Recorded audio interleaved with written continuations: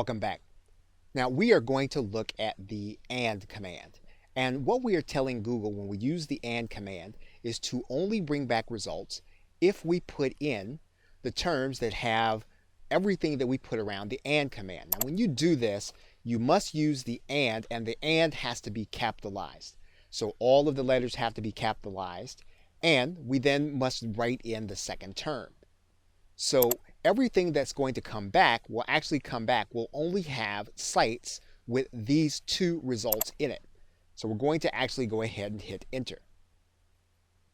And you'll notice then that all of the results are relevant and they have both terms together.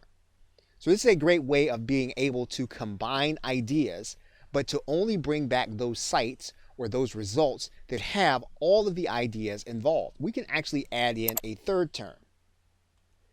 What you'll notice is that the results get smaller because we're saying only bring back the sites with all of these terms together in the same site. Okay, so with that, thanks, and I will see you in another video.